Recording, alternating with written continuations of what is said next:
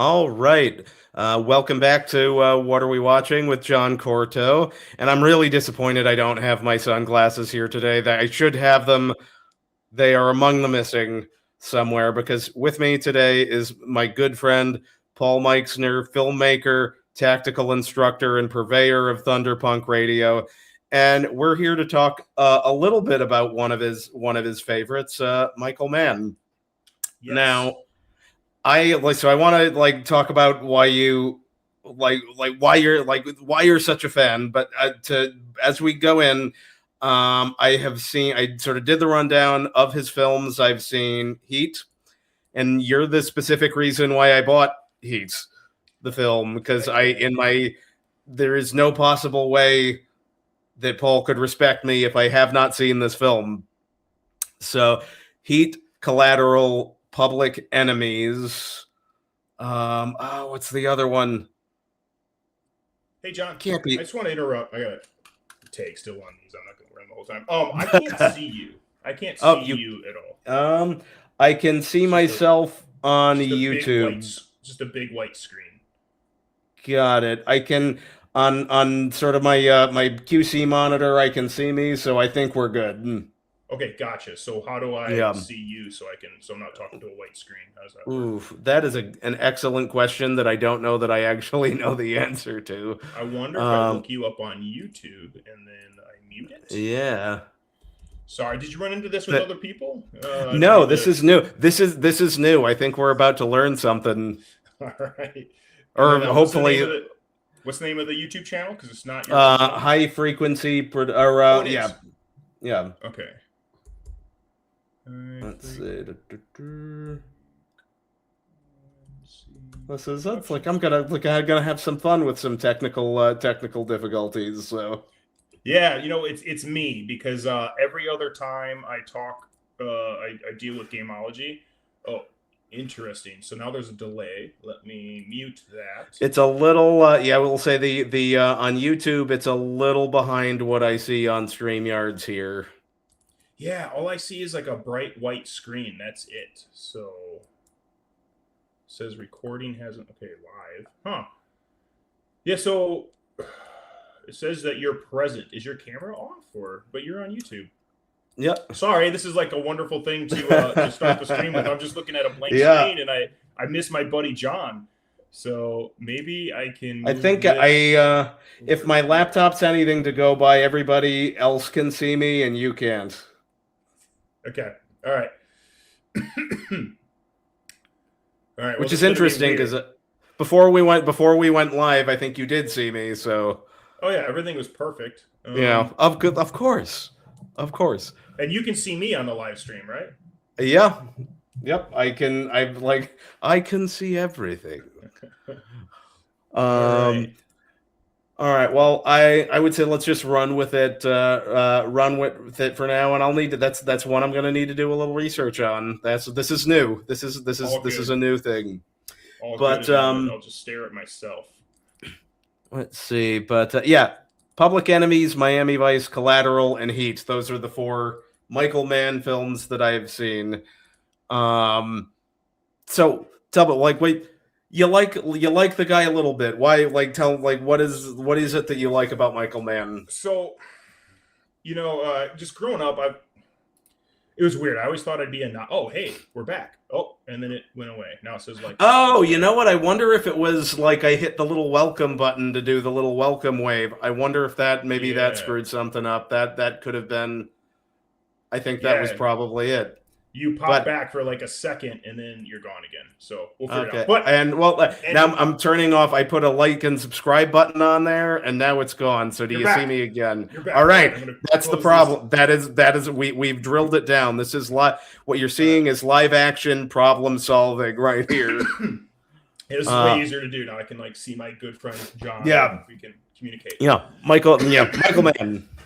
Okay, so I don't know, man. Like, I think before I became a filmmaker and before I started, really studying film, it was just like stylized action pieces. But it was realistic, and he uses emotion, like mise en scène. He is a mise en scène master, where every frame of his best films, right? Every frame tells a story. And I'm kind of a mise-en-scène Nazi whenever I'm, working on something narrative or whatnot. A framing Nazi. I want to use light. I want to use everything, and like the way he deals with his actors, the performances. I don't know. It just spoke to me on this other level. And like I love Heat, but Heat's not actually my favorite Michael Mann film. Which one would if you have to pick, which one is it? Probably Collateral, and then Miami Vice is up there, which we're going to talk about in a minute, and why that's such an interesting take. But it's this. He's a true auteur. Oh, Last of the Mohicans is up there as well. Like this was a. And this is where it's just like, oh God, like he's gonna be so mad at me. I haven't watched that one all the way through. I've seen bits and pieces, and it's like one of those up there on like, how haven't I seen this movie yet? I put on some shorts because it was just too hot in my thing. But like, so there's several reasons I love Last of the Mohicans, but like I'm obsessed with tomahawks, and I actually literally carry this one every day. And it's CRKT, like it's amazing. It's a Joe Caswell design, and an interview with him's going up on Thunderpunk Radio soon. But realistic tomahawk use, Native American weapon. I mean, it's just So what Michael Mann does is he tells an awesome emotive story, but then he gets like the best people to train the actors, have the actors really feel like they can do whatever they're supposed to do on the screen. For like Tom Cruise for Collateral, he made him work as a UPS driver. And I might be getting the wrong, delivery company, but he's like, you're not ready until you can deliver these packages and nobody recognizes the biggest star on the planet. And so he would go and deliver packages and try to be unnoticeable and talk to people and then leave in like office buildings and stuff. And that was part of his training to play this invisible hitman. That's a really interesting acting exercise, particularly with like, again, at the time, I mean, mind you, it's 20 years ago, but even still, I mean, Tom Cruise is like, he's in his 60s. Rewind the clock 20 years, he was still Tom Cruise and one of the most recognizable faces on the face of the planet. So to do an exercise where you have to, we need you to not be recognized, that is a hell of an exercise to ask of somebody. And so I think I took a lot of notes from that when I was in film school and working very briefly as a director or working on my own short films or whatnot. Like I tried to really work with the actors to have the experiences that their actual character did, but not just that. Like my composer, like there's a short I have where there's like this really dramatic scene where there's a 357 Magnum pointed at somebody's head. And so I had the composer come over and I had her hold an unloaded 357 Magnum. And I would have taken her shooting if I could, but we just didn't have time or budget for that. But, having her hold this heavy steel firearm and just feel the weight of it. And I mean that figuratively and literally, I think helped contribute to like the music of the scene. And so getting everybody involved and, man, it's funny because Nolan gets all this credit, now that he's doing Odyssey, he's like, they actually found like a cave troll because he refused to use it. But Mann was doing that. Like, I want everything real. I want everything, the way it really is. We're going to go to locations. And he's famous for finding these insane locations that nobody's ever heard. Like, how did you find this? Right? How did you find this spot? What's interesting when I threw the film on, and it's like, okay, what was the date? I know it was like quite a while ago, and it's just like, I'm old, I eat prunes. But 20 years ago was 2006, and what else was going on at the time? In a weird way, and the thought that clicked with me is, in a weird way, Michael Mann is, when you look at this in Collateral, a sort of the other end of a coin of George Lucas, because whereas George Lucas was pioneering digital filmmaking and with the green screen and the CG and whatnot, Mann was shooting Collateral digitally. This was shot digitally, and these aren't big CGI fests. This is just on the ground, and both of these films have a really down and dirty, like you're right in there with it vibe. And you need both of, and to get where we're at now with digital filming, you need both of it. You need the George Lucas blowing up the alien ships, Well, I think Pauly And Shore did it right before mhm. George Lucas, and uh, Pauly Shore is Dead, I think it's called. oh, And so he I actually don't think jokes I've seen about that that. Yeah, it one. was just me, George Lucas, shooting digital, man. Yeah, The major difference, though, between those is Michael Mann, he's a painter, right? And he's yeah, painting with a different medium, meaning yeah, he's using to use digital for Collateral was a choice because yeah, he wanted the night to come alive. And what I love yeah, about Collateral, and we're going to do Collateral, but I wanted to do Miami yeah. Vice first because I'm not really good at these sort of things Well, it's and like being on camera. the watching through, like watching Miami Vice, and we'll sort of get to sort of like my own like how I enjoyed the film, and it's just like, oh God, I need to rewatch Collateral. That Collateral was so damn good. We're going to talk about that one. That movie speaks to me on another level, which I don't know Yeah, if that's a good thing or not. But that, he chose that camera system and used it to its advantage as opposed to somebody substituting a digital camera for film or trying to do yeah, the same things with digital, which I've experimented with that. One of the short films I shot, Collateral, really influenced me. And so like he uses noise like film grain. So he'll turn yeah, up the gain to create this organic, but it's digital, right? But it yeah, seems so organic. And I feel like Miami Vice is the evolution to that, right? yeah, Like it's such a beautiful, it's a tapestry. You know, it's such a beautiful yeah, film, and there are some shots in that movie that just take me out, like that are just yeah, worth watching the whole movie just for a few. yeah, Not, I'm a huge nerd, right, or a geek or yeah, whatever. But yeah. excuse me, I had a cold like almost 2 months ago, and it's over and done with. But the cough is still there, which is a lot of Yeah, fun. I mean that's gonna hang on for a little bit, like that. Yeah. But like I But will say, yeah. like, So because sorry, sorry, go go on. What were ahead. you gonna say? But I so like the thing that I really latched onto with Miami Vice, and sort of I had asked Paul, like, or the films you want to talk about on live stream, and Miami Vice was just the start.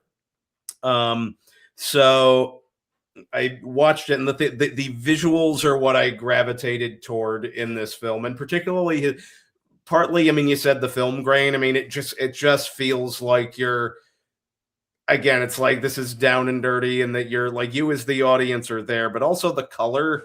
Like you've got these really, there are these shots where it's like you've got this sort of like purpley red sky in So the that's he back wanted to with capture the yeah, Miami night sky, yeah, and digital was one of the only ways to do it. And he wanted to capture the washed out whites of the yeah, daytime of how bright it is, right? yeah, And so he's using color to tell a story. That's the other thing I love yeah, about Michael Mann. And, you know, I was saying before how I feel like Miami Vice is not a perfect film. All right. And I'll totally admit that. And like for me, for what I like about a movie, it's probably a 4 out of 5.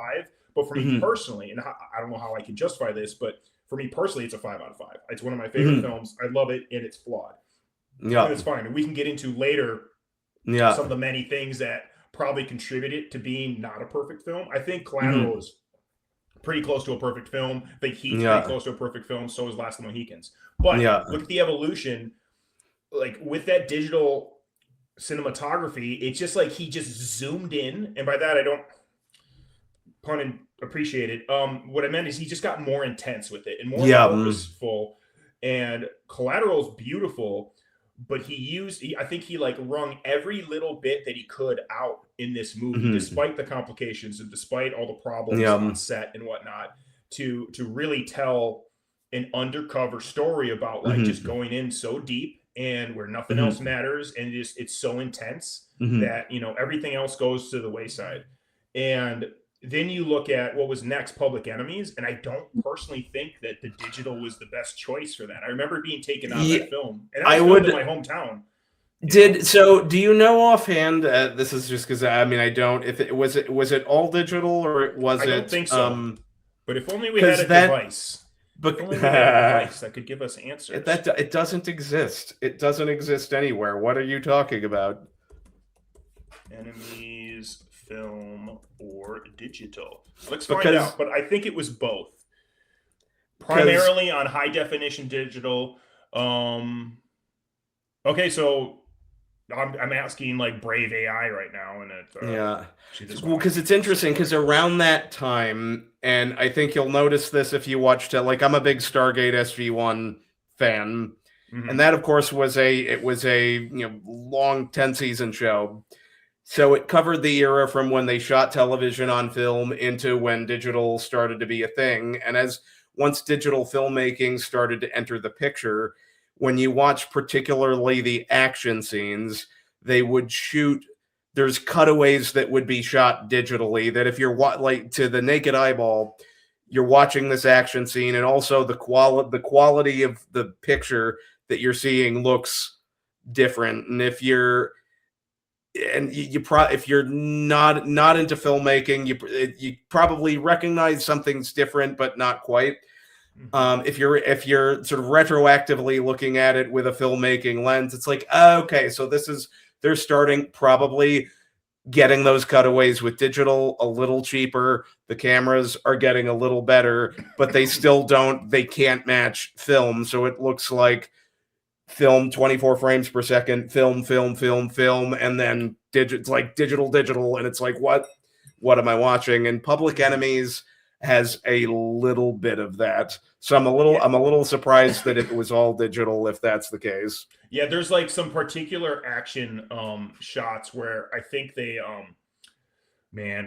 actual camera people are gonna I work with camera people. I know what I want in my head, and then I tell the camera person, and they give me like, it's an 80-20 thing with me. But I don't know if it's it's not, is it the shutter speed or the f-stop or something, where it lets in more light, but it also gives it this like almost like newscast footage, and that took me out of Public Enemies. And so what was interesting, he's a master filmmaker, so I need to see, I don't know if it's called The Keep or it's his first film was about this, I'm gonna paraphrase this, but like hunting, or they discover like a demon or an otherworldly spiritual like bad thing in this, like, it's like a World War II movie, and it's almost impossible to find. And when you do, it's like super low quality. And what sucks is like, I hear that Michael Mann just refuses to talk about it, doesn't want to release it, it's bombed, it wasn't marketed right, and all this other stuff. But it's like, bro, it's Mann's first film. I want to see it because Manhunter's amazing. But dated, but amazing, right? Manhunter is one of those films that Silence of the Lambs is an all-time favorite of mine. And I want to see the Hannibal Lecter movie it was the pre-Anthony Hopkins Hannibal, and also Brian Cox is such a he is such a dynamic actor in all of his body of work. So I would love to see his take on it. Have we talked about Succession? We have not. No, I haven't seen any of it yet. It's one of those, like, the people are so horrible, but it's so good. It's just everything is dialed in. It's so good, but that's Brian Cox just killing it. But do you love to? That's the question: is do you love to? If they're horrible, do you love to hate them? That's because if you've got that, then you'll keep watching. Yeah, no, it's. I think they give you enough to like root for the characters, and then they disappoint you, and then like you root for them again, and then like, hey, okay, that was cool, you made this character. Oh nope, you are an idiot, or you are a selfish person. Or I'm not saying nobody's irredeemable or redeemable in the show, but, and I don't mean us to segue too much, but you said Brian Cox, and I just immediately well, it's like, and I can't go on an X-Men 2 side. If I go down an X-Men 2 side path, we'll just end up there forever because he's spectacular in that film, and I do think that is it's probably one of the Fox X-Men. It's still my favorite and blew me away. But anyway, back to Miami Vice. Back to Miami Vice. I love and here. Well, so here's something that I did not actually know because and we should clarify. We watched the theatrical cut. Yes. The director's cut apparently is not the director's cut, even though it's also very good. But the theatrical cut is closer to what Mann wanted. Get in. Got it. Like show up late, leave early, right? Yeah. Which boy do they leave? They leave early. My buddies Ben and Sam were talking. We were talking a couple weeks ago about William Friedkin and the Friedkin ending, where a film will just you sort of just like, oh wait, it's like it's a little bit. It just stops, which is not a bad thing necessarily. I don't think at all. but this one was just like it very much had a similar, tonally, like he goes back into the hospital, and that is, and after all we've been through, that is that type of an ending.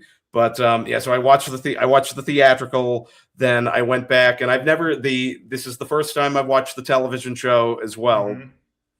So I Which watched didn't really grow up with. I should clarify. So, and I think that's important to point out because this film was very. Oh darn it! Sorry. This film was very polarizing when it came out, and how could it not be, since like the TV show was so beloved by so many people? But I had very little. My only exposure to it was, I think I told you over the phone, watching the Burt or the, oh gosh, who plays Smokey and the Bandit? Why am I not? Oh, Burt Reynolds. Burt Reynolds. The Burt Reynolds film, Cop and a Half. Yeah, with the 8-year-old cop he's got to watch over, and he talks about how he's got to get home to watch Miami Vice. And so when we were growing up, and I was born in '82, the show was in the '80s, but I was like kind of too young to watch that, and my family was fairly strict with like we weren't allowed to watch The Simpsons while we were young, which I think was totally fine. I think it was totally fine. We still watched all sorts of crazy movies and stuff, and we watched rated R movies when we were older. But so I had almost no exposure, even though I am a 80s 90s kid, to Miami Vice, and you didn't either, right? No. So this is the first time I have watched any Miami Vice content. And so one of the things I did not know is that Michael Mann was an executive producer from the get-go on the original film. So it's the original show. So it's an adaptation to it's basically a readaptation by a guy who was there at the beginning, which is why I'm definitely throwing it out there. I'm very much team the pilot. I get why people have beef with the film, because I'm connected with the pilot to the show much more than the theatrical film, personally. One thing I love about you is like, we're super close friends, and I wish you'd get back to Nashville, you jerk. No, I totally get it. Being close to family. Being close to family is awesome. But we like different movies. We like some of the same movies, but like when you were mentioning, X-Men 2, I had to think, wait, who was Brian Cox in X-Men 2? Oh yeah, that's right. But like, I'm into like Taxi Driver. Taxi Driver is one of my favorite films of all time, and you like some of that stuff, but like. I'm super. That's why I was really curious to hear what you had to say or think about the movie Miami Vice. And I figured at least the first 2 to 3 seasons, I think you'd love the TV show, because that's more your thing. Where like there are bits of the TV show that are my thing, but it is a little dated, and the kind of some of the cheesiness and the fun, the fantasy aspect of it. That's what I loved about the movie, is there wasn't any of that. Yeah, it was like, we had the glamour, we had the intensity, but it was just like, go. So we've got, I think, a little bit of a reverse. Like I think sort of like we're sort of gravitating towards reverse things in each of these. And I will say, like, watching the movie, just again from the visual standpoint, it's like you look at the title Miami Vice.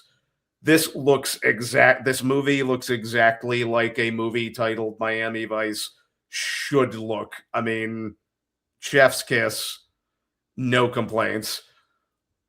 Where I sort of lean the show is I think it develops the characters a little bit more, and I think at least I'm just talking about the pilot. It's 100%. No, you are correct. 100%. You really get a sense of who these people are, like Crockett.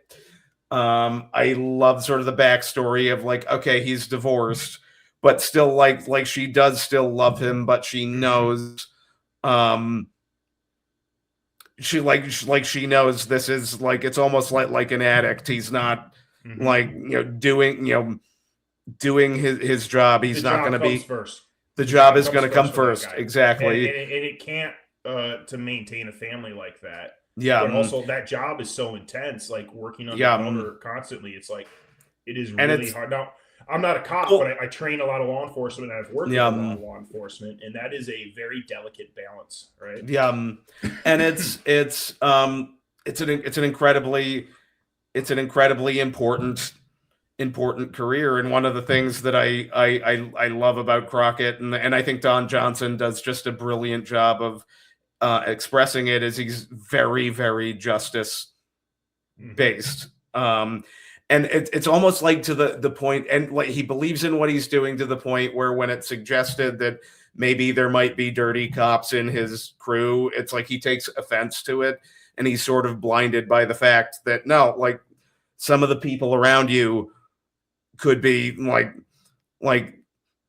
they might be they might be corrupt, and that's something to look out for. And it's sort of it was an excellent groundwork for a television show. And it's just like, okay, this is how I'm spending time after work from now until whenever I get through all 5 seasons. I like this. And then you've also got the fact that this is 2 guys, both of them have lost somebody close to them, who managed to find it, find each other, form a friendship, and work towards a justice, towards justice. And that it's just like I'm in. It's like I'm in. I was 100% into. I am into this show. I'm like, that, this like, is that last scene, like that driving scene. Right? Yeah. Like after watching Miami Vice, you can see. To me, and this might sound weird, but like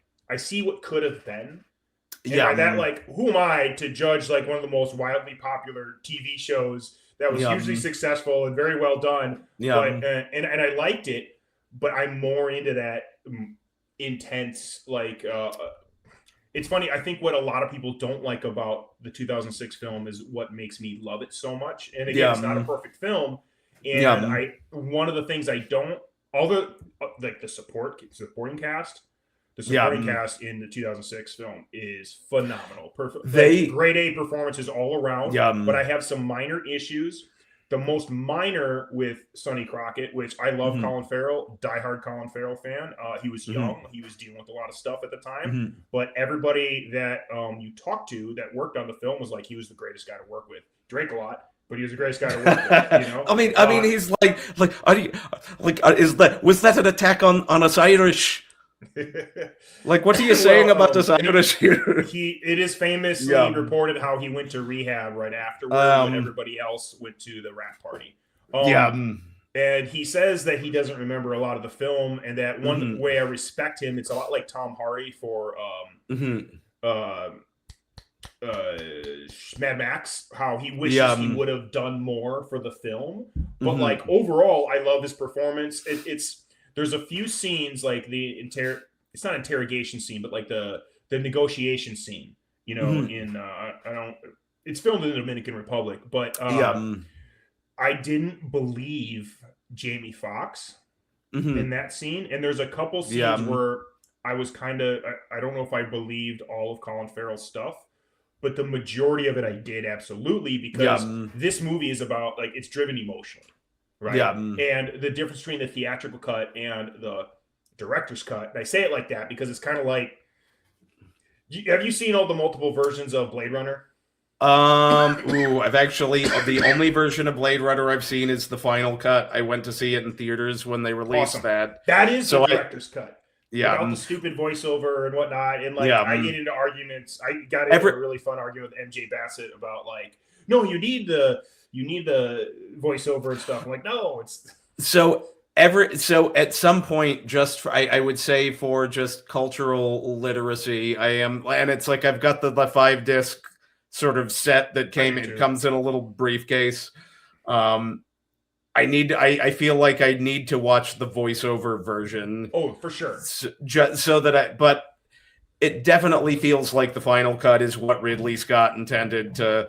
And it's just like, the funny thing is like just the number of times in Ridley Scott's career that he seems to have had to compromise, then release a director's cut, and everyone was like, oh, he was right right then. Kingdom So of Heaven. yeah, I Kingdom was gonna of say Heaven. We're gonna talk about that later. Yeah, I was gonna say Kingdom of Heaven, especially which now is really weird because when we talk about that, it's gonna get spicy because we're gonna talk about culture yeah, and politics and the world. Yeah, a little bit, and that movie, I need a wrangle because they released it was released on 4K and then it sold out pretty quickly and then you couldn't get it on Amazon. It's like that's one I want to write the.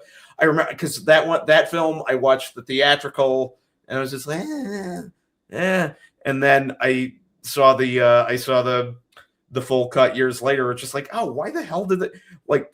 Why did you cut all of this pertinent story shit out of the film? And the best parts were like the scenes with the Hospitaller. And it makes it like the film makes sense now. What the hell were you thinking? And it's much more. It asks questions. And if you're in current year or think too much about the message, it could almost lean one other way. But we're not here to talk about that. Let's get back to talk about Miami Vice.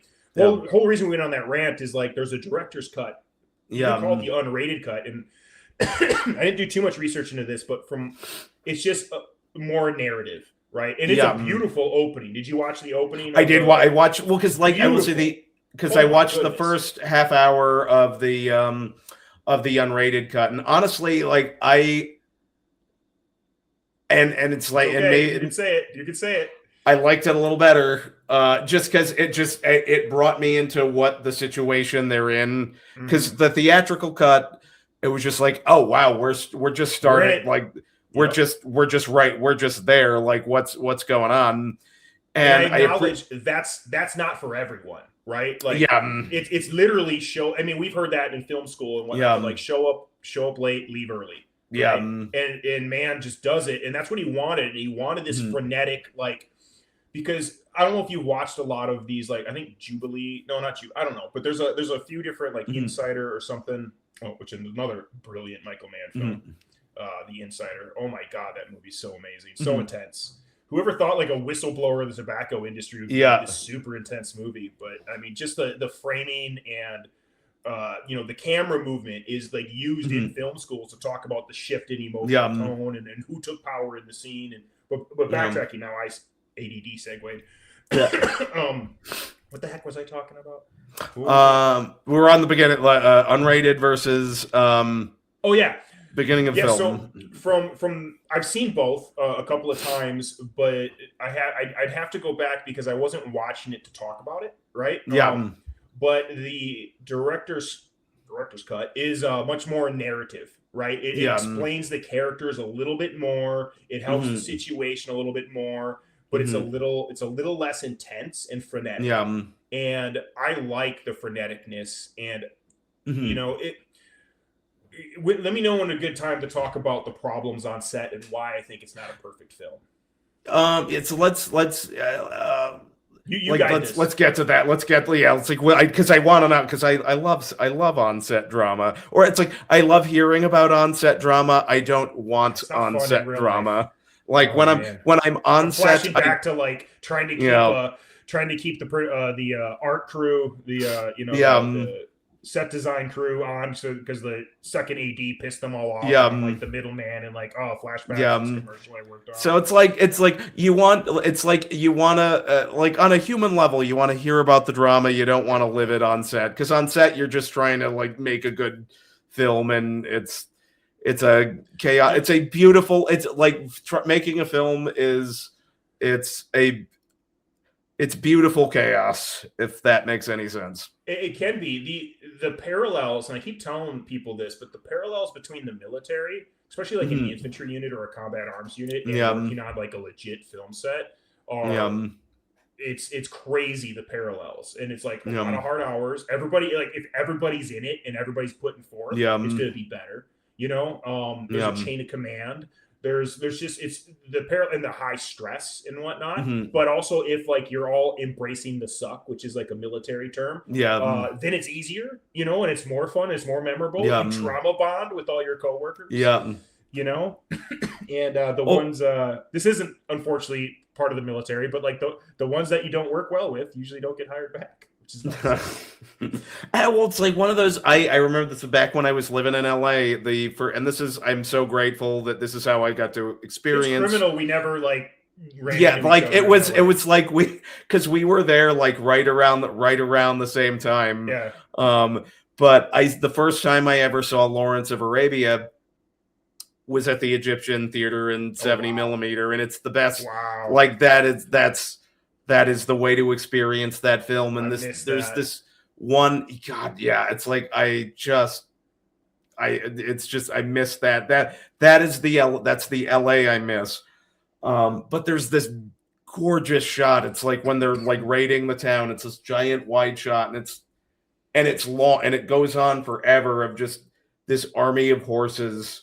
And this is before, like, there was no CG going through a town, and it's like someone needed to orchestrate this and make this happen.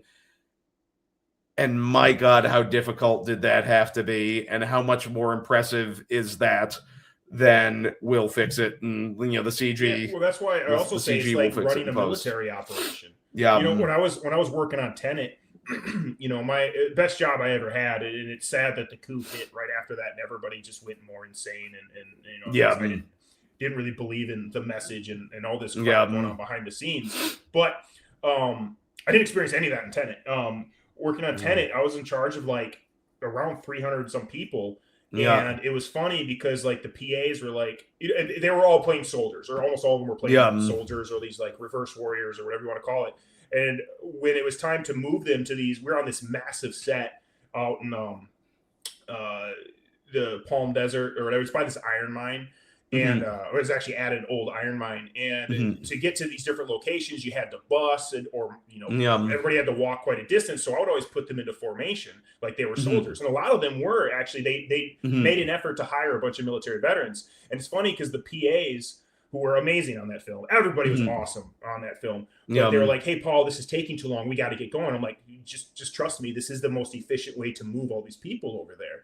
And also keeping them in character, treating them like soldiers. They worked harder because I don't know if you've ever worked with background actors.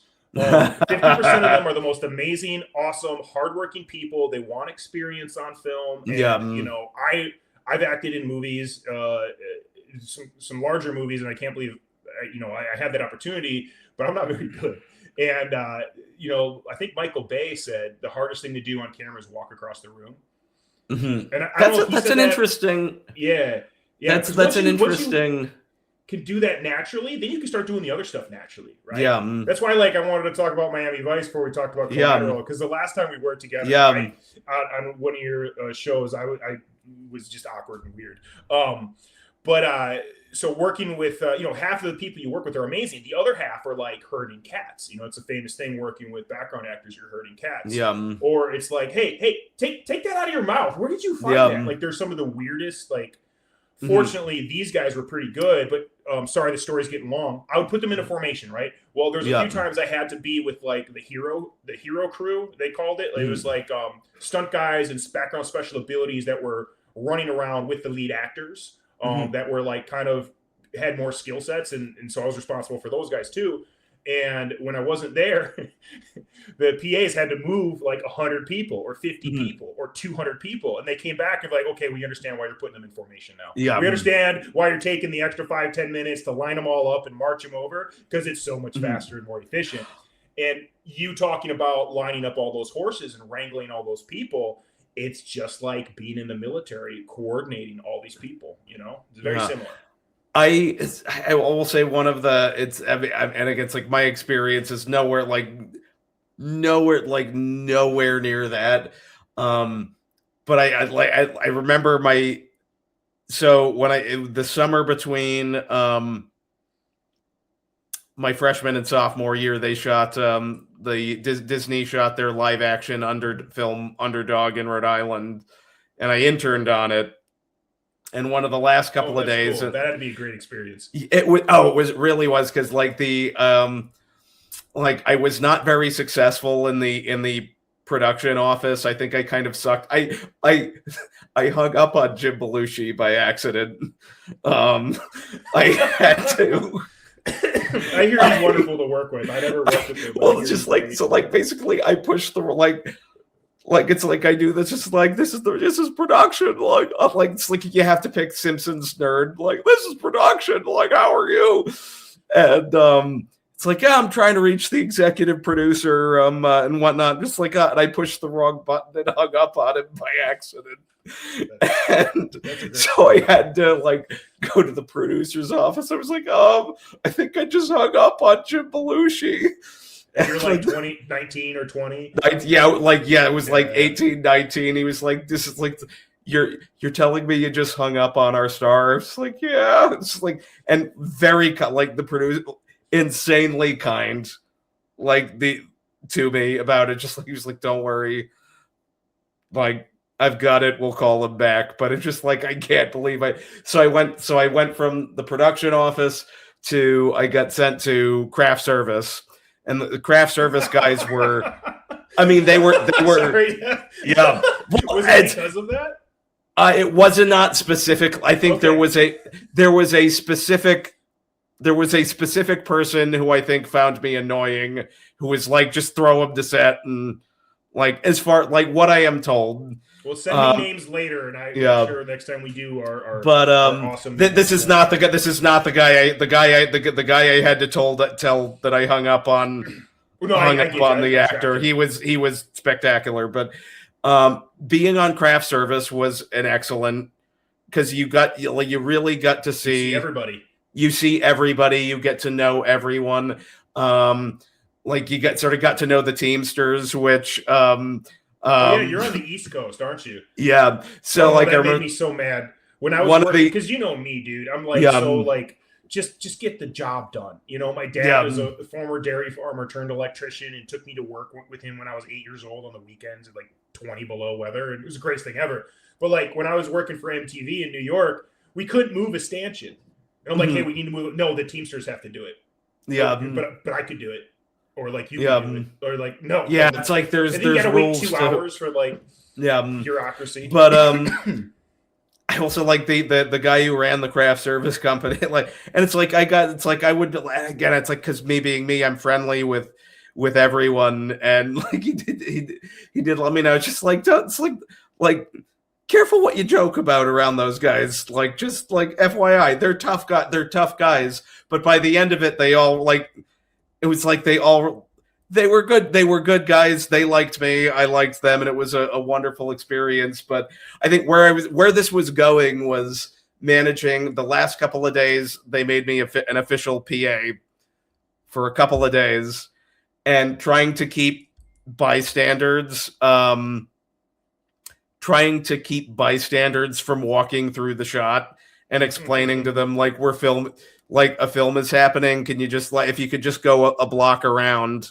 It's like apologize for the inconvenience. If you could just do this, and some people get really hot and bothered about like how dare you mildly inconvenience me, and you got the radio on and you're trying to sort of keep things managed, and you got some rando who just decides I'm just going to walk in while they film, and you have to be like just so you know, like a rando blew past me, and it's like managing it all is a little.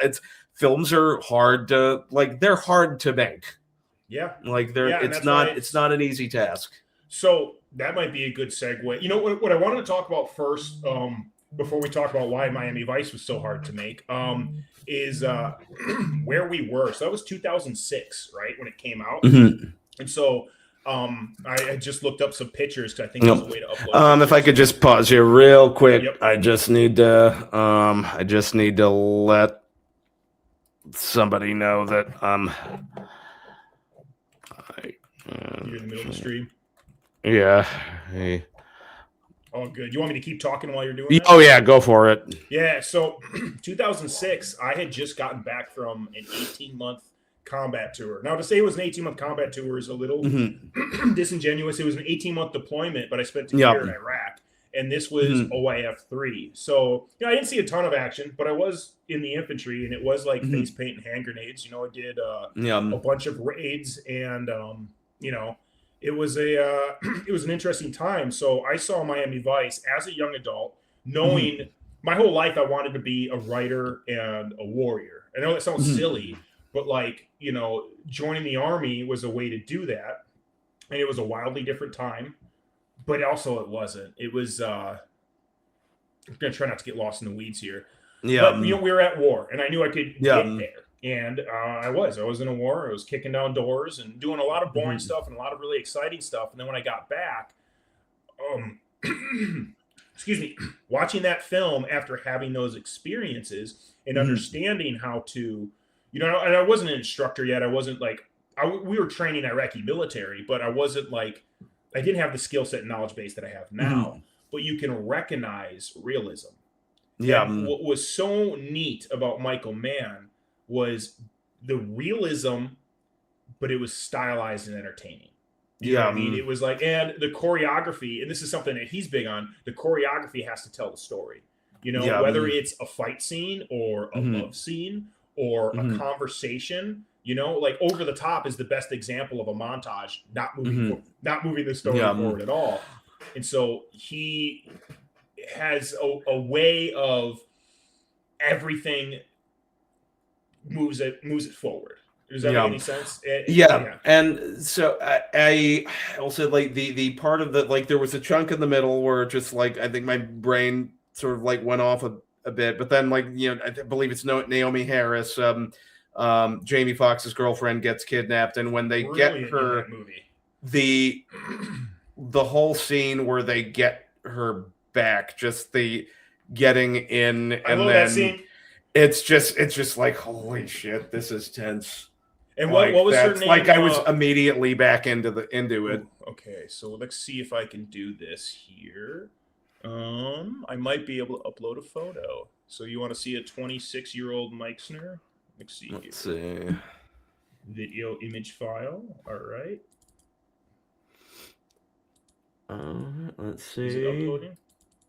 I see it. Add to stage. Yeah, look at that. All right. 22, full of piss and vinegar. I'm about to go on a helicopter ride. What is this beardless bullshit we've got going right now, as I don't have any beard at all? Yeah, man. So I just got done with all that stuff when this movie came out. And yeah. So that was kind of cool. You know what I mean? Like, understanding how to move, shoot, and communicate. And the importance of trusting your people and whatnot. Yeah. And just the team in this film. So they all Michael. That was done very, very, very, very well. That was when like all of the stuff where it's like, this is a team working together who knows each other and trusts each other. Like, I just 100% believed. And you can tell those actors did that. So they shot real guns. They went on to set. And a lot of people are using Terran Tactical now, and I think that's great. But I think there's for somebody who doesn't know what that is. Okay, so Terran Butler is a competition shooter that also started a company that manufactures or modifies firearms for competition. And John Wick really helped, also put him on the map. He's a very good competition shooter, but a different style of trainer. So like right now I work with two competition shooters, and I would not want to get into a gunfight with either one of them. They're a husband and wife team, Sean and Alicia Burrows. They're awesome people, but you can tell from the way they do stuff that they and I are coming from completely different backgrounds.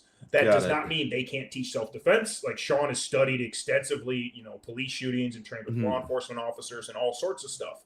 And he's a nationally ranked competition shooter. But you could just tell that there's a slightly different background there. And while Sean has studied all of this stuff, it doesn't, I don't know if Terran has, or the people that go to Terran Tactical to shoot. And so I'm not trying to lodge criticisms, because Terran can outshoot me in the competition. That's fine. And, the Venn diagram of competition shooting and gunfighting, actually it's more like this and this. Most of it intersects, but there's some parts that absolutely do not. Yeah. And what is interesting about Michael Mann is he uses an SAS dude. And SAS is like one of the premier special forces on the or special operation units on the planet.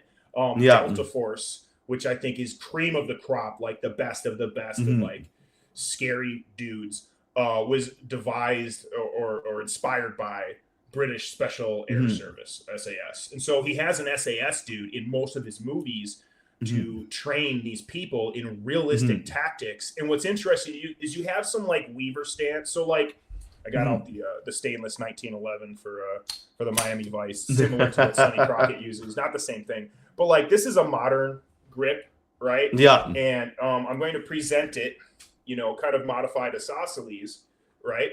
And so that didn't freak anybody out, so don't look dumb. But they're doing like this, like Weaver stuff in certain places, which isn't as efficient, but at the time, that's what a lot of law enforcement were doing. Yeah. And so it's cool that they had realistic tactics. They don't look like competition shooters. Yeah. Which again, I would not want to get into a gunfight with a competition shooter. What's the point of competition? But if you're quickly put rounds on target. From a character perspective, if you're an undercover cop, you're not going to be looking at this like a competition. This is like, So like, you do it, and you're going to have additional training than just your standard police academy. So I've worked off and on with law enforcement for like 20 some years, and I've trained a bunch of law enforcement. And when I say that, I don't mean there are some departments that I'm talking with right now about working with certain groups and teams and whatnot, but most of it's been on an individual basis where they'll recommend to a couple officers to come work with me personally, or they'll take some of my classes or whatnot. Or I've been in the security industry off and on for 20 some years. And so I'm often working hand in hand with law enforcement, especially when I was with, in Wisconsin, which is weird because Madison, Wisconsin used to be one of the safest cities in the United States. And I got shot at there long before I went to Iraq, which is kind of funny. Jeez. But yeah, so not to get lost in the weeds, but it takes time if you're doing a raid, if you're hitting a house, you want to have done that several times with your people so you can anticipate their movements. Like Larry always button hooks to the left or whatever, right?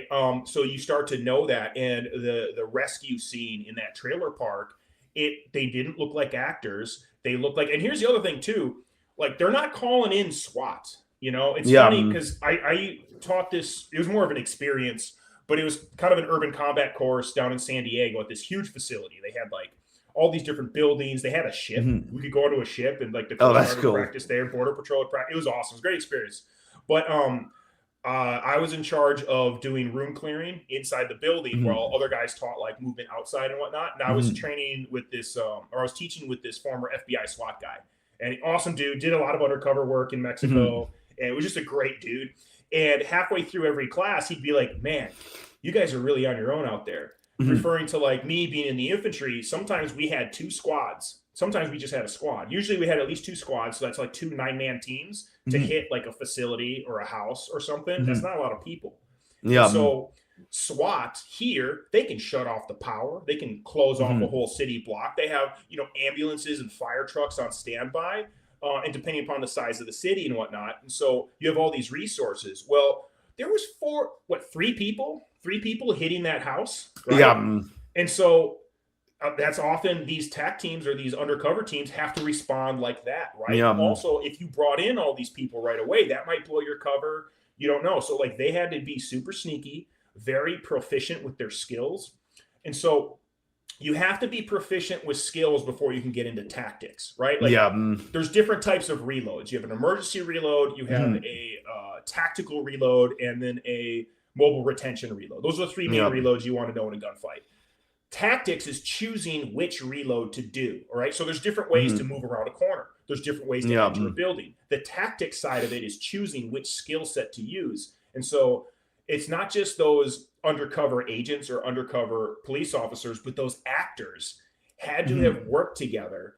And obviously it's choreographed, right? Yeah. But it looked real to me and it was believable. And then I believe her last name's Rodriguez, but like the character that has the G36, the rifle, and she's pointed at the dude. She's like, no, this is how it's going to go. No, this is how it's going to go. And she says it twice. And like the line delivery was believable. It was perfect. I believe she was there really doing it. And she fucking sent around right through his fucking brainstem, which is what I teach students to do. I teach students to shoot here and then here, right? If this doesn't work, then you put one in the computer. And there's techniques to do that. Yeah. But she just did it. And if this were real, that dude would have watched himself fall. There's no twitching, there's no nothing, which Yeah. was it was like the perfect time to employ that tactic.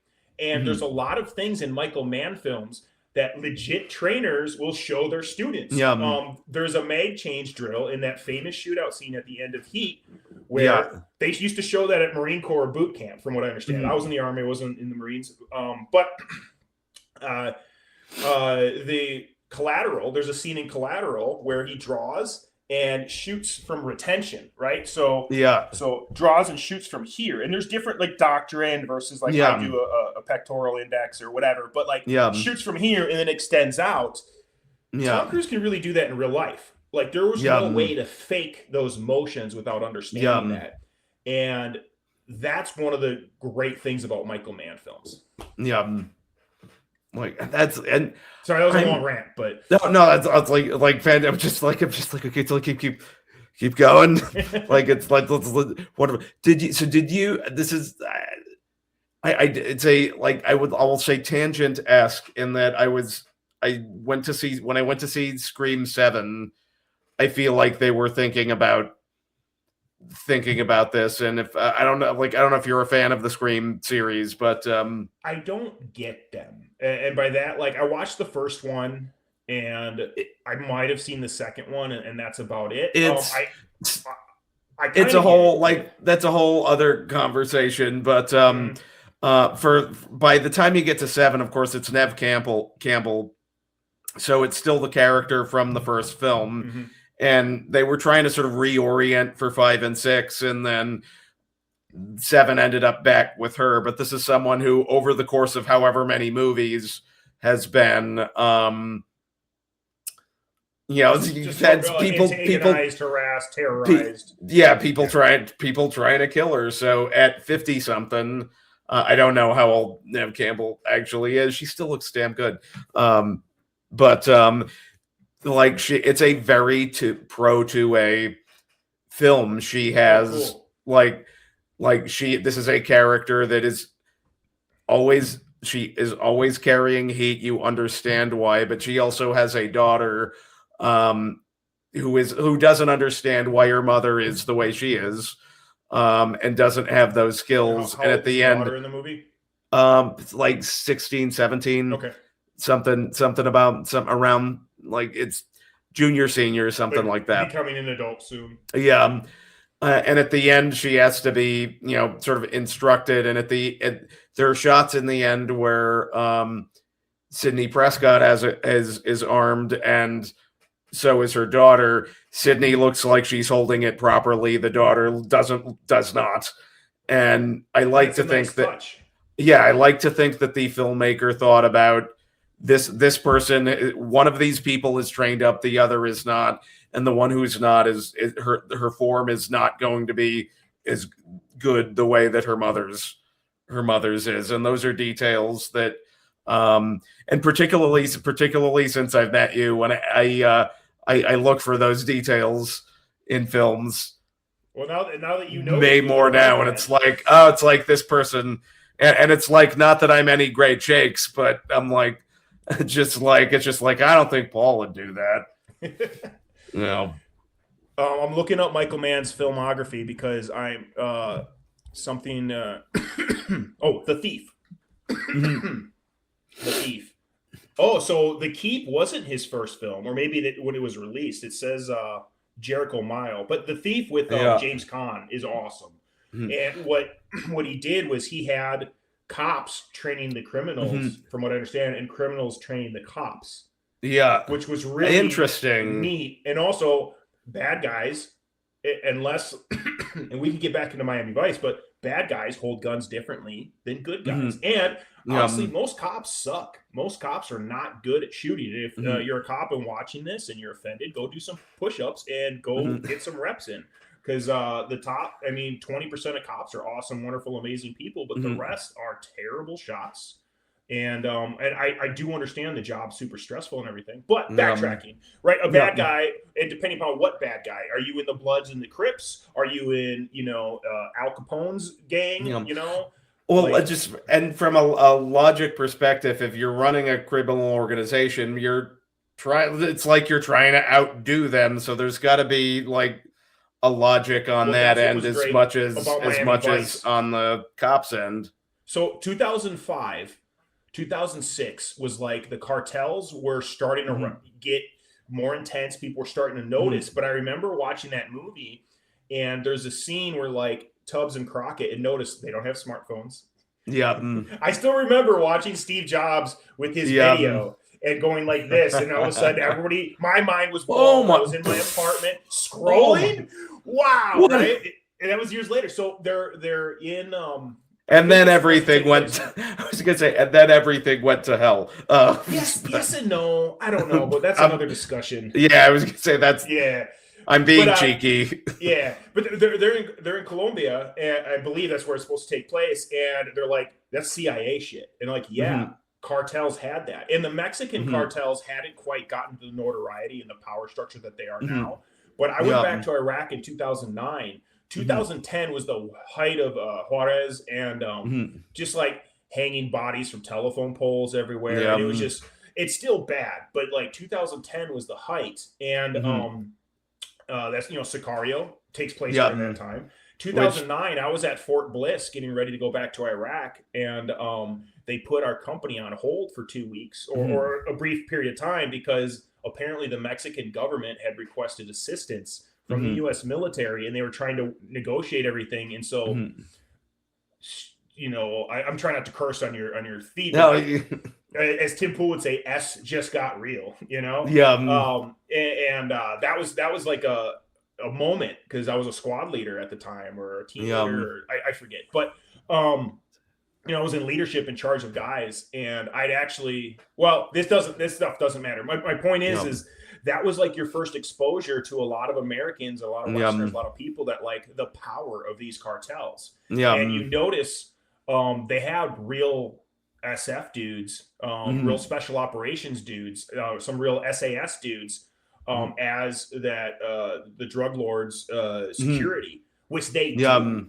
In real life, like they pay, like they're disillusioned or just bad. Like there are bad people in the U.S. military. There are, right? There's bad people everywhere. Yeah, it's like you take any group.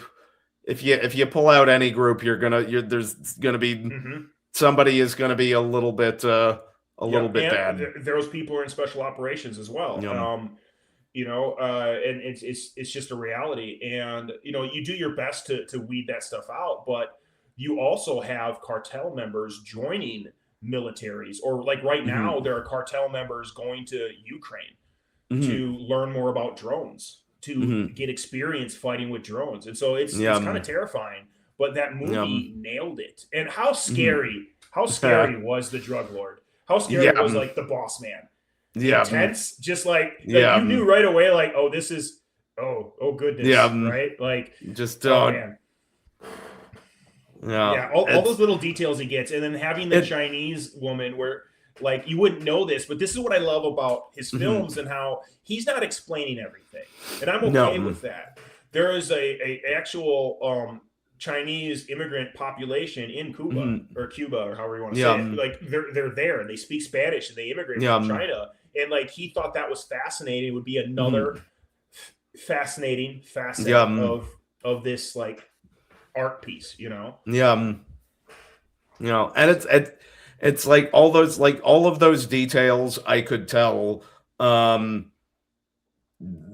amount of thought put into it, just being a like more of a plot, I guess, plot driven guy. Like I wanted a little bit more of the character stuff that I got from the show, and that's where it bummed me up.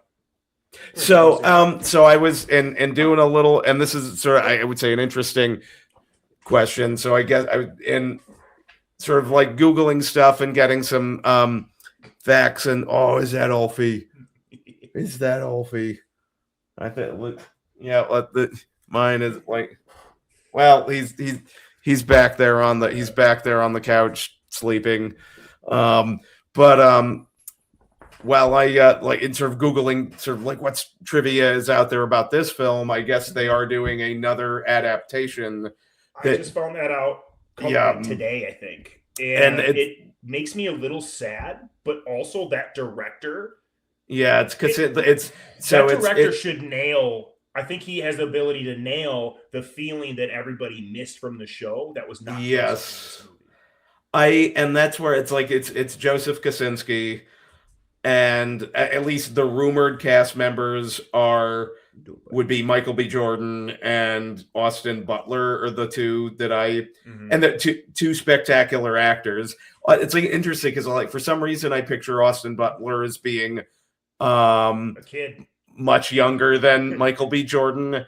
I mean, they entirely could be like within the same realm, but that will like that movie will be a huge deal, I think, particularly now that Jordan's like got a best actor. But it's like also it's like I feel like Kaczynski's been chasing. Well, hopefully it's not a curse. Well, it's like because one of the things that led to the problems with this Miami Vice. Yeah, so let's jump to that in a quick second. Okay. Because he did Top Gun Maverick, which was spectacular, phenomenal, love it, and this year he had F1, which was pretty good. I like the film. Seen it yet. I'm going to. It's good. You'll like it. It's not. I don't think it's at Top Gun Maverick level. Also, Top Gun Maverick wasn't. Can I just say, like, Tom Cruise crashing sorry guys, spoiler alert. Tom Cruise crashing the Dark Star took me out of that movie. Mm-hmm. Everything else, like I was like, yes, fly the F-14, go capture the F-14. I don't care, suspension of belief. And I watched so many fighter pilots talk about the show, and like GPS jamming, whatever. We don't care. That was good enough for us to make them fly F-18s. And the reason they were flying F-18s was so that way they were two-seaters, right? The F-35 is not a two-seater. I'm kind of a plane nerd. I used to want to be a pilot before I got classes. And then I joined the infantry. Same thing. Not at all. But but like that took me out of it. And that was more like Lethal Weapon 3 to me. You know what I mean? Yeah. As opposed to like the first Top Gun, Tony Scott. And it's interesting, right? Because Tony Scott, a lot of people think he, lived in the shadows of Ridley Scott. But like, dude, he had his own, like, Tony and Ridley are not the same director. At all.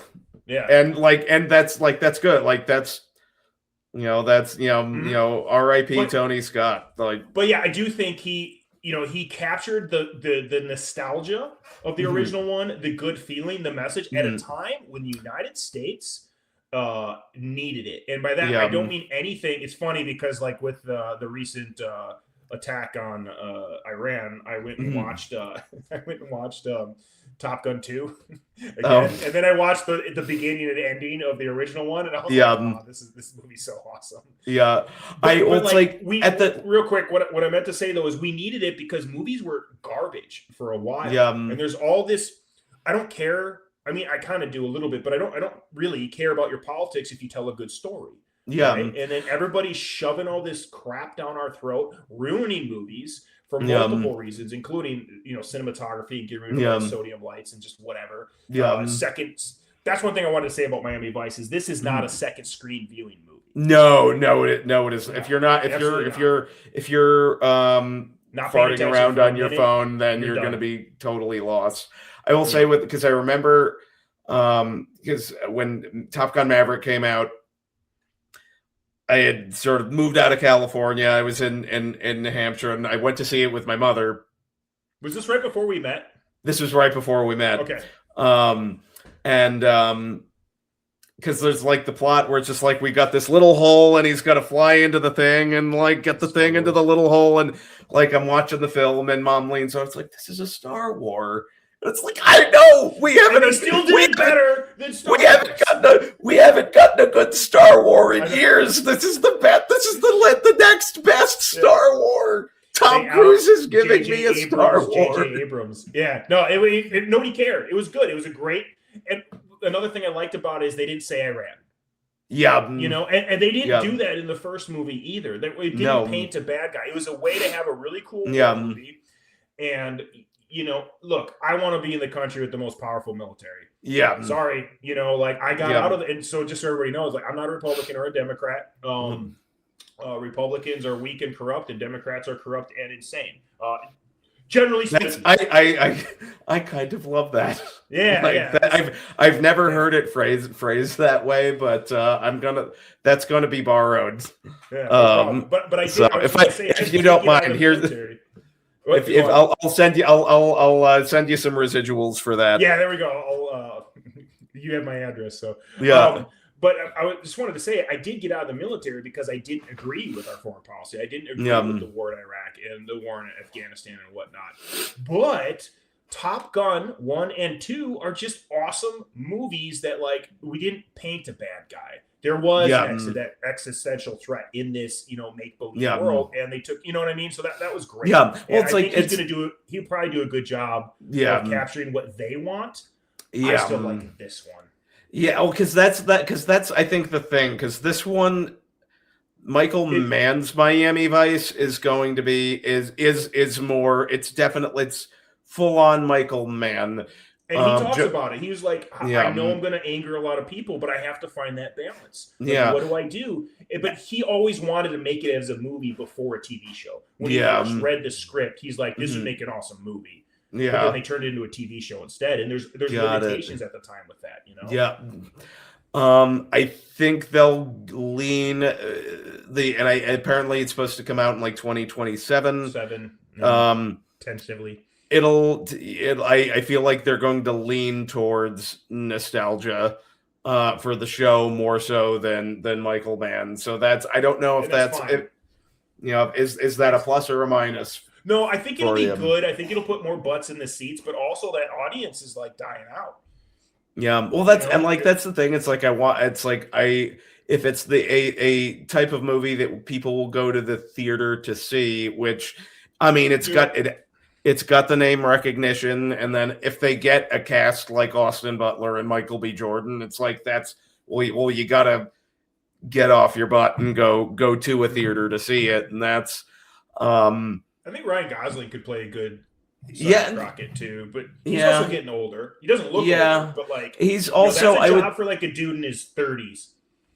And I think what Don Johnson is basically, again, based on the pilot, is bringing to it is he has sort of the comedy stuff and he's really able to like channel sort of like, this is a guy who's seen some shit. Yes. Which like Ryan Gosling, because his tonal shifts are great. Don Johnson, like it just fit. He fit so well in that, and there's a reason he became as famous as he became. Yeah, he just did a great job with that. I don't 100% know that Ryan Gosling has exactly that, if that makes sense. Like God, it's like, because I really like him. I don't.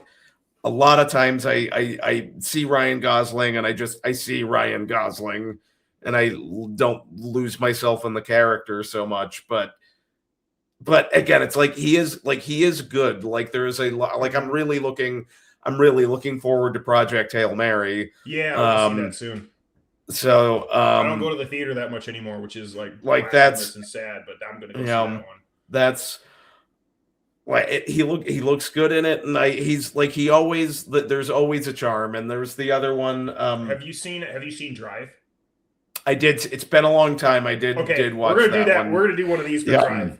Oh my god, I love that movie. And that was one of the last movies where they still had sodium lights outside. That somebody I remember, and I think it was shot on the Alexa, which is it's not a bad digital camera, but like that movie is another reason why I like you're starting to see my genre, right? These intense like artists, like a lot of stuff at night. Yeah. Well, I mean, that's one thing I loved about Batman. I didn't really care for Batman Begins. It's okay. I'm a big Batman guy, but The Dark Knight. And The Dark Knight Rises is frustrating. That's a whole other. But like The Dark Knight is heat in DC comic world, and the fact that they did it during the day, that Nolan chose to do it during the day, I thought was a brilliant. Something different. Do it. It's brilliant. Then get back to whatever. But that's what made that movie great. And back to Miami Vice, the shots during the daylight blown out. Right? I don't know, man. There's just something about the cinematography of this movie that I do think it's on another level. Like the scene, it's like the gorgeous. best shot was when, and the reason he's choosing to use digital video is the focus. He talks about like the ability to like, I can see every face. Like, so there's like it's like a 2-shot, but it's really a 4-shot. So you have the 2 boats going next to each other near the end, right? Like, their partners are in the boat next to them, and you can see their faces, and you can see the shipping containers in the docks and everything in the background, but it's still dark out, and like it's so brilliant. And there's another shot like during the shootout near the end where like some blood gets on the lens and he just moves with it, and I'm like, that didn't take me out of it at all. That was great. Like, I've had nasty stuff get on my face before. You got to keep moving, and like it's fine. Like, you know, it's that there's just so many great scenes or shots where, you know, he's using his actors and framing it in a certain way, and like the decision to go handheld versus on a Steadicam, like he just nails it. And it's so tragic. I want to see what the movie could have been if there was no problems or drama. Because I feel so we've been dancing or what was the problems and because I did read a little bit about Jamie Foxx getting a little high on himself post Oscar win. It's so weird because my memory's messed up, and I think I met Jamie Foxx briefly once, and he was fine, but like I've never worked with him, right? And you know, and I don't want to sound like I'm this like grizzled veteran. I was out in LA for 12 years, and I got to work on a lot of small, tiny little things, and some pretty huge things, and just a bunch of commercials and whatever. So I had a decent career. And it was going in a great direction before everything got really stupid, and I just decided I don't want to participate in that. I would still love to make movies, but I just want to portray myself as like I know everybody and all that. But can you give me Christopher Nolan's phone number? No, but he did. Did I ever tell you my favorite story about? No, I don't think so. Yeah, I'll tell you off camera. But I had a really, really awesome interaction where you'll be like, you know, it was a cool interaction on Tenet with him. Where I thought I was going to get fired, and then I got approval. So from swearing at people. Well, those are that's always that's the ending that you want. Yeah, no, it was great. It was one of the best experiences of my life. But backtracking. So he's hot off of, I believe, Ray, where he won an Oscar. Okay, and so he did great on, like, I love Collateral. I thought Jamie Foxx did a great job in Collateral, but he started demanding a bunch of things on set and became allegedly difficult to work with. That's not the only problem, all right? Michael Mann apparently is difficult to work with. I have a really good friend. I'm not going to say who, even though he deserves like recognition and credit. I just don't want, who's talking shit or whatever. But he's like, no, Michael Mann's an asshole.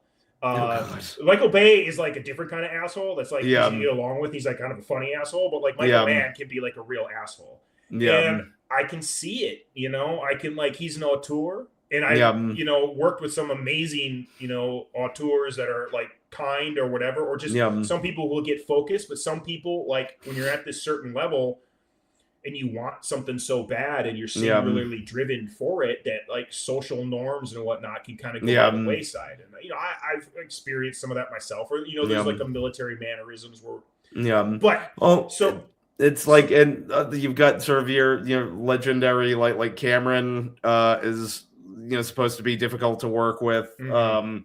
Costner, I hear that. Who's I Heart Huckabees? He also did Three Kings.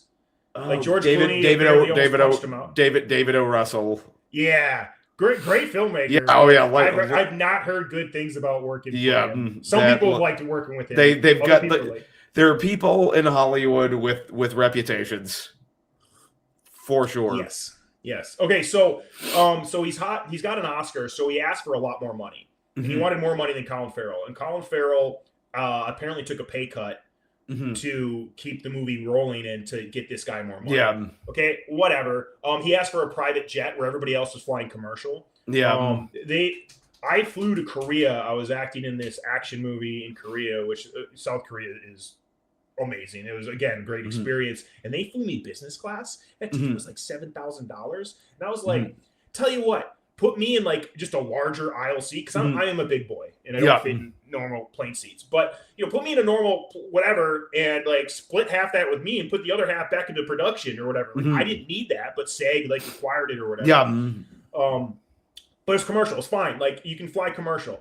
So he wanted to fly private. Okay, so that takes up a lot of logistics and a lot of money and whatnot. Okay, but maybe that's fine. Maybe he's being harassed. He just won the Oscar, whatever. I don't know. But then, like, there were some gunshots in the Dominican Republic, and like the Dominican Republic's a little wild. It's a little wild, and he left. It's south of the border. He left, so they had to rewrite a bunch of scenes because he refused to film there anymore. Well, they were filming all these, like, and look at the locations. Look at the locations in this movie. They're real. They're lived in. You can smell them and taste them, and like you could, like, you got to wash your feet off at the end of the night. Like you get the dirt in there, like it's so good. But nope, we can't do it anymore. We got but hear me out. The volume. What do you mean? Am I talking too loud? No, if you're familiar with the volume stage, it's sort of like similar to a green. That's how they do the Mandalorian. Oh, I've never seen it. It's like they're essentially, it's this like giant sort of curved screen where they can sort of project out sets and whatnot. Is that outdoors? Is that at Universal? It's in studios, so okay. It's like you get to this thing where it looks really kind of fakey, where you can sort of see, like you can see the actor. I get what you're saying. It's like.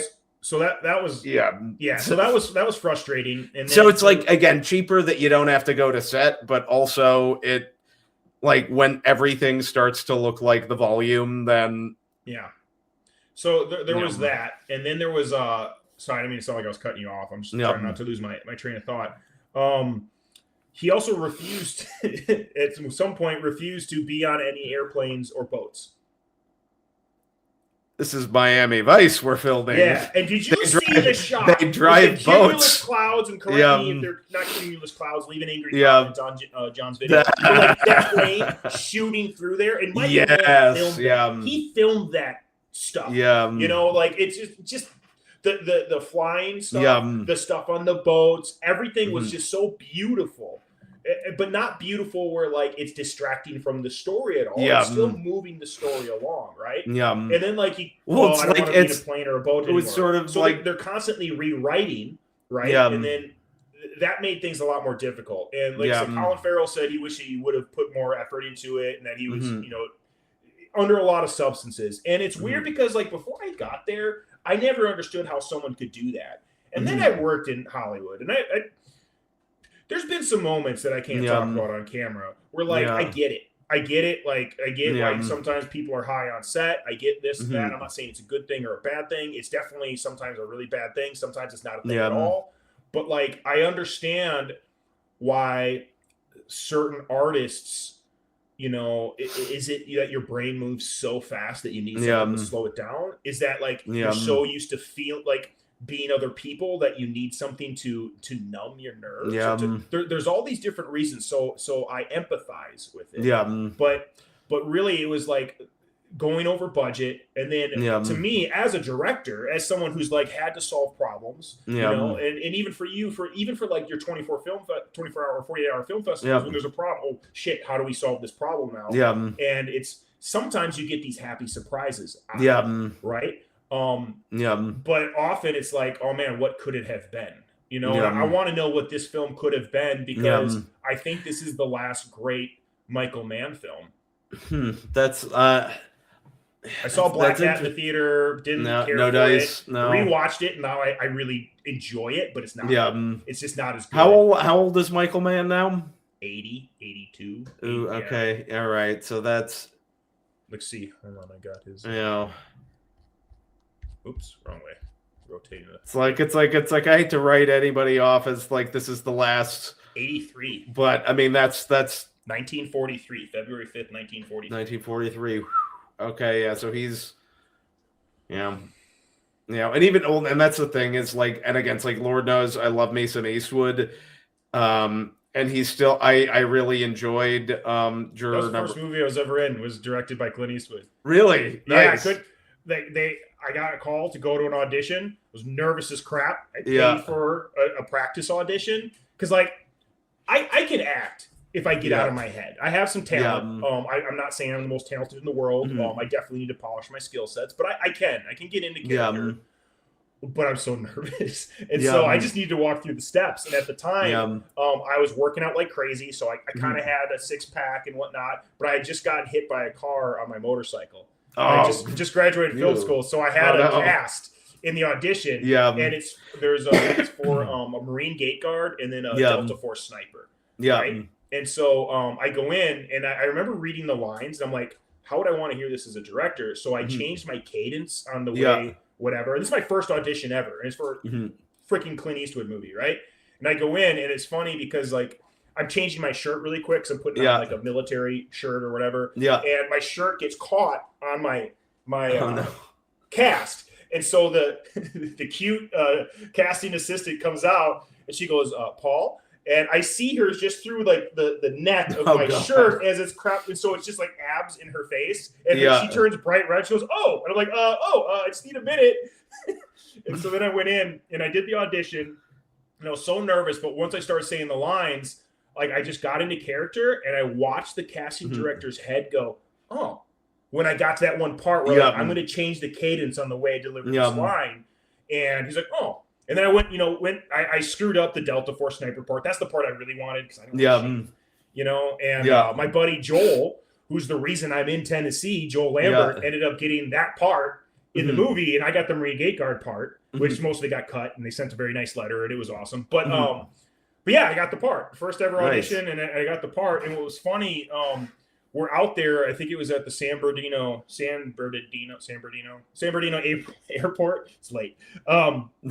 And they have this huge fob set up on the airport, and everybody's like running a tight ship on that. Like the sound people are like the boom operator and the sound guy are like this married couple in their like 50s or in the 60s, and they work on every fit. It's like everybody's like very tightly run, and they're just happy to be there. And I look, and these huge doors are opening up on this fake like military base.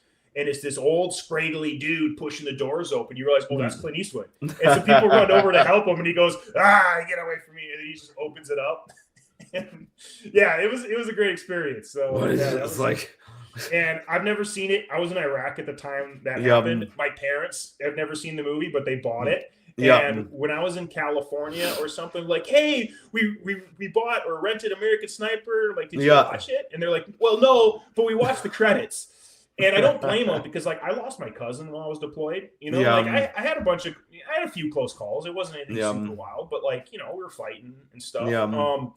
And then I had a 10-year Iraq reunion, and I went back, and we were in this hotel in like one of the conference rooms in northern Wisconsin, and American Sniper was playing, and all the guys were like, "Hey, Paul, that's your first movie, And because I wanted to be a filmmaker, even everybody gave me crap while I was in Iraq. And I filmed a bunch of interviews and stuff. Like, oh, you're gonna go to Hollywood? I'm like, yeah, bitch.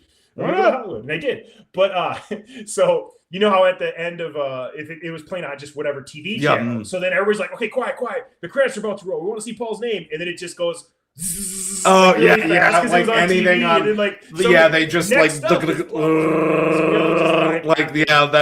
that's how like I was told. Oh God, one of the there was like a show that I edited that it was either my mom or my aunt was like, why do they play the credits so fast? They need to play the credits slower. It's like that's not how it works on television. Well, there was a few things I wanted to touch base, but I know you'd like to keep these for like an hour. And so it's like if we're sort of bullet pointing what like sort of summarizing Miami Vice. What? Well, I'd like to talk about the weapons really quick. Okay, go for it. Just because, like, I don't know who else that does that sort of thing. No, nobody. Have on. So there was a bunch of cool guns in there. And Michael Mann, it's interesting because he does pick realistic firearms.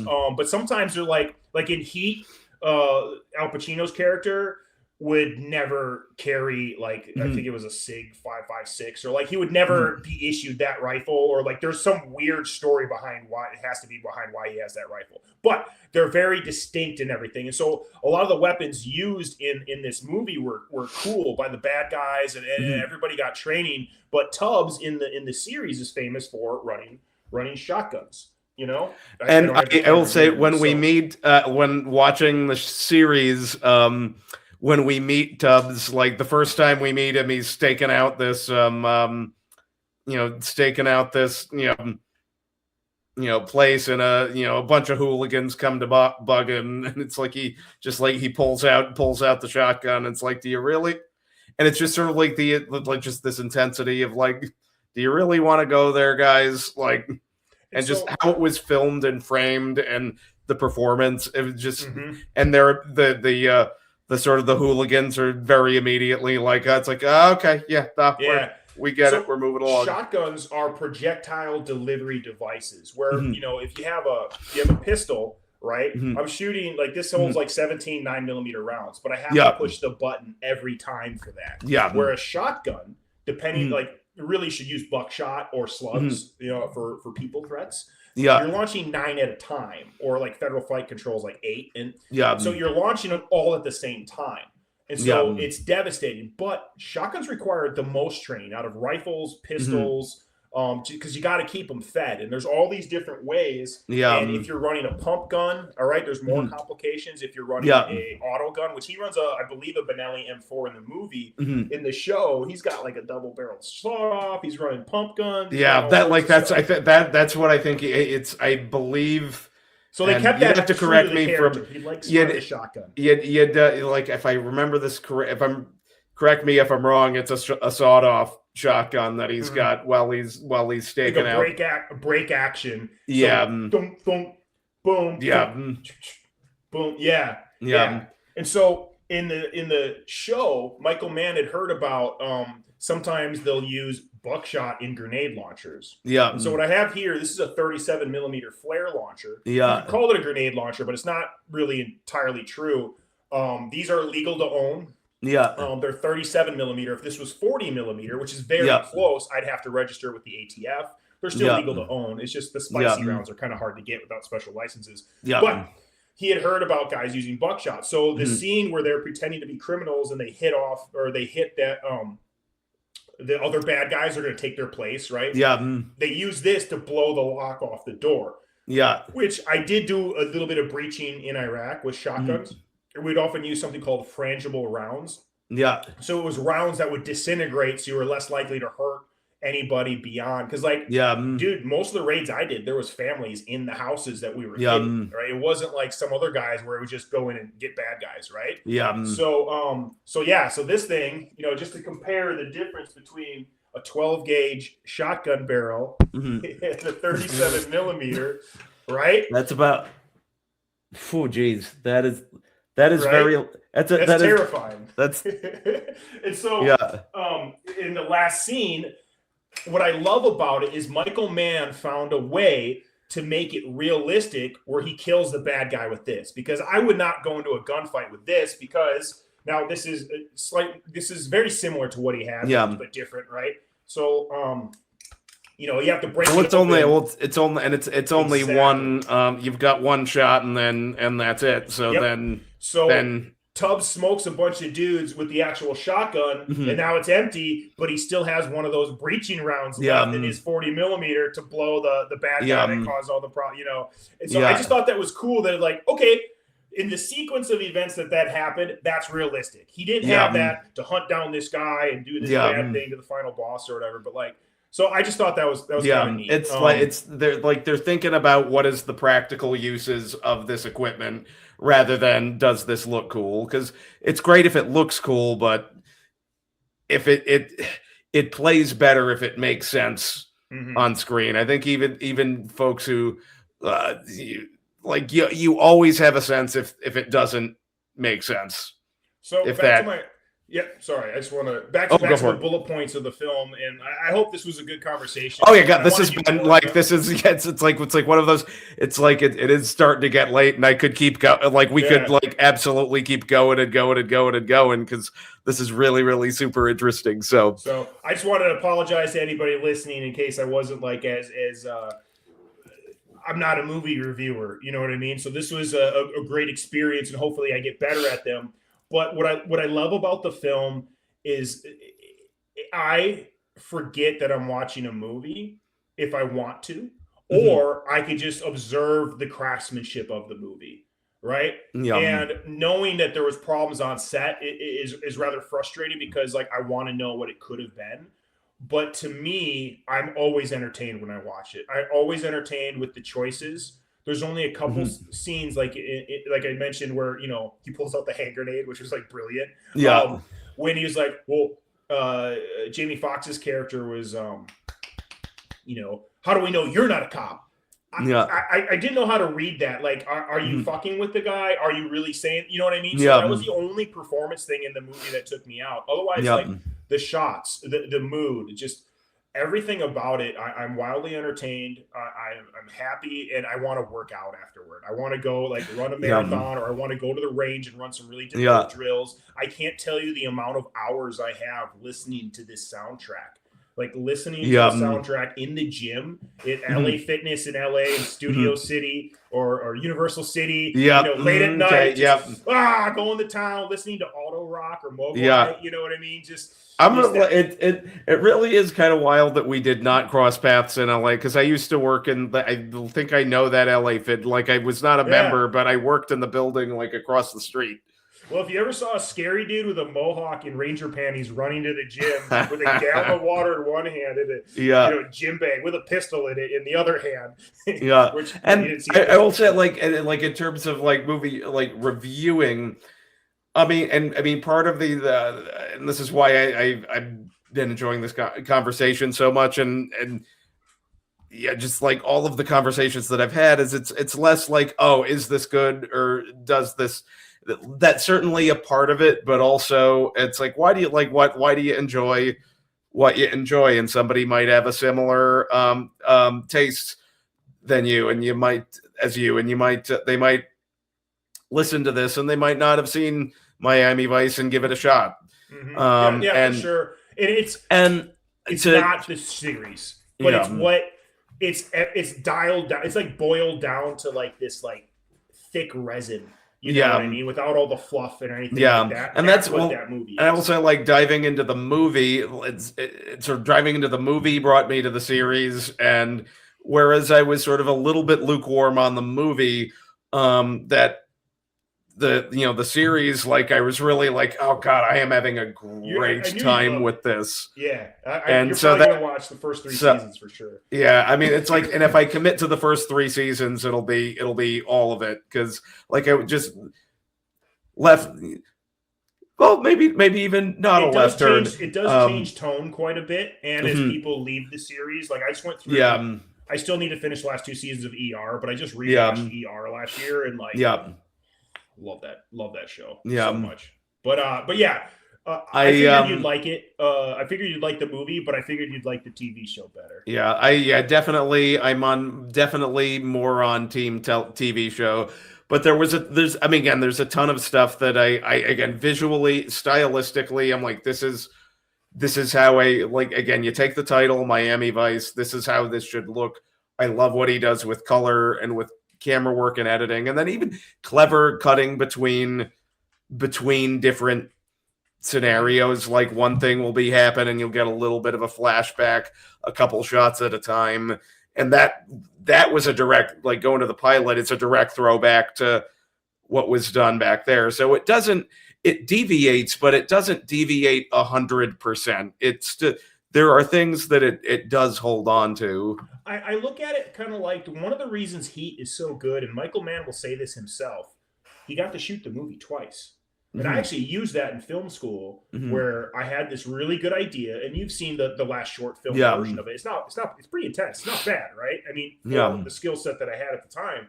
But I got to do that 3 times for 3 different film projects because Michael Mann made Heat, and I don't know if he was even called the same thing, but as a TV movie. Then he got to remake it later. And so to me, this isn't like, I'm not attached to this. It's more like, again, this is boiled down. This is like what it could have been if it went to cinema. And he had thought about that over and over. Like, what are people going to, because like the series is something different to everybody. And so this is like the same story, but I like that he went intense with it. I like that these characters are in it, and it's almost a little nihilistic, like the love scene between the drug lord finance money movie person and Yeah. Crockett was, I like that the way it ended. Yeah. It's they know they're not, it can't be together, but here's a Yeah. dude that's living such an extreme life Like that it's that's how he feels. You know what I mean? Like yeah. that's the only way to, of course, he's going to fall in love with someone that's also in that extreme life. And I'm not using the words the best. There's so many other things I want to talk about, like the 50 cal shooting. They actually shot that car with a 50 cal. Was this like this toward the beginning with the with the FBI informants? That like at the like that shot, it's just like holy shit. They shot that 3 times. There's green screen involved with real actors, and then there's special effects, and then they shot a car with the 50 Barrett. Because that like it's like it's like even like the TV at home, I felt. Show you. I wish I did.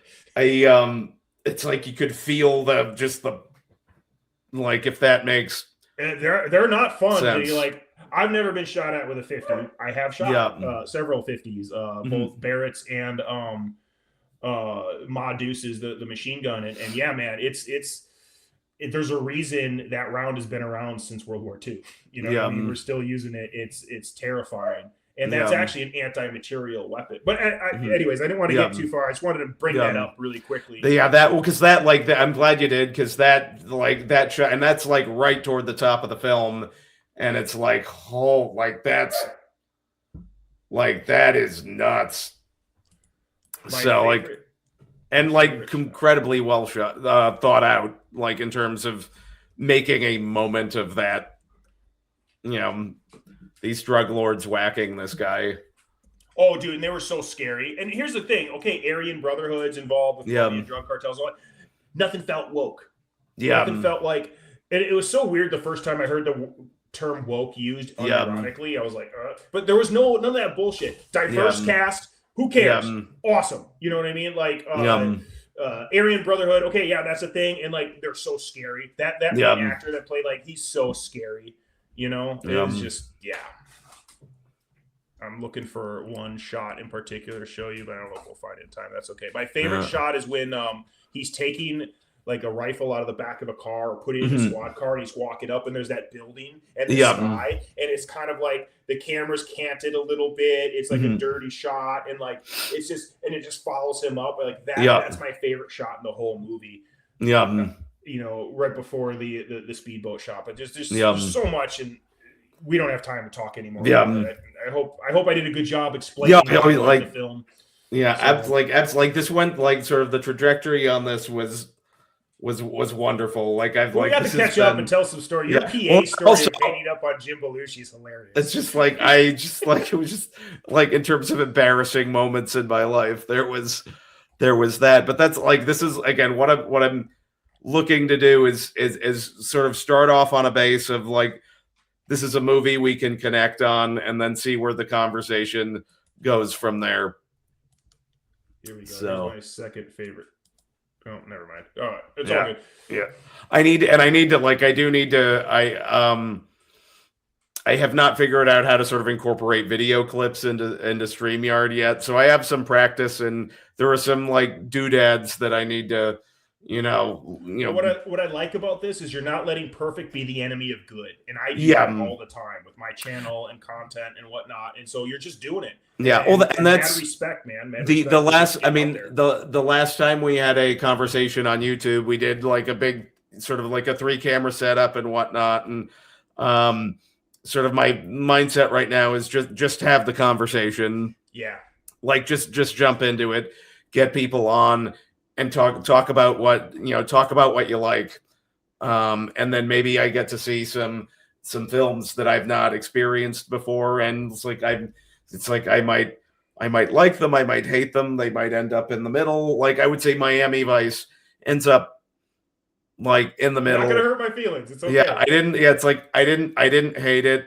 It's like it was again the contrast between the two. I was sort of like, oh God, I love all the tech. Watching the Michael Mann, the feature film, it was like, oh man, I gotta go back and rewatch Collateral. Collateral was really freaking good. Yeah, that's a perfect film. And then when I watched the the pilot for Miami Vice, the show, it was like I'm just so into I was like it just lasered me in right. And a couple of things, like a couple things I caught on Miami Vice, the show that warmed my heart. I was waiting for like a couple things in the movie that I really liked, and you made the show. No, it's okay. No, it's okay. And this makes sense. I thought this would happen. Like I said, we're into different kinds of movies. A couple of casting bits of like, oh God, it's that guy. Everybody's in it. Bruce Willis, Julia Roberts, like everybody's in it. But the pilot, Crockett's original partner, who gets again, spoiler alert for a 30-year-old show, but his original partner gets blown up. It's Jimmy Smits. Yeah. It's like a Bail Organa from the prequels.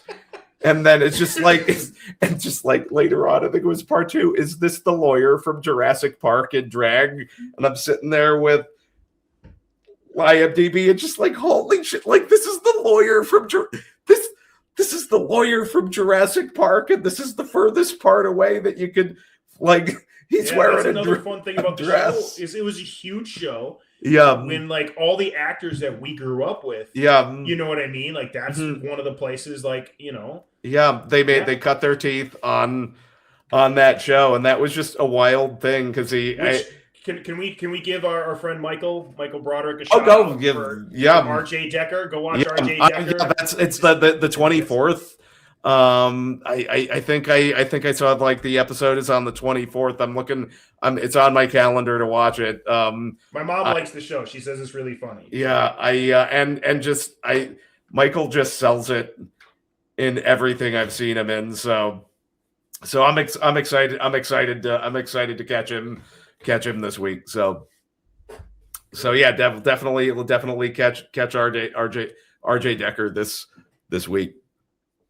Oh God, it's like I've done, and the other thing is like I've done like 3 streams this week. So like my throat's starting to die. Like I've done a bunch of them like right in a row, which is great. Like because you got all these conversations, but also it's just I'm not quite used to. My throat is rebelling on me at the moment, but so yeah, so I'm definitely on. I would say I'm on team the show with props to the style of the movie, and it makes me want to go back and watch Collateral, which we need to talk about. Which we're gonna do that. We need to put that on the calendar. So I had a little more practice, so I wouldn't get all ranty. But that's probably gonna be a longer. Yeah, probably gonna be a long one too. But it's like we'll just like again see where the conversation takes us. So, all right. Well, where can everybody find you, Paul? Hey, so Thunderpunk Radio on YouTube and Rumble. We're going to start uploading more content.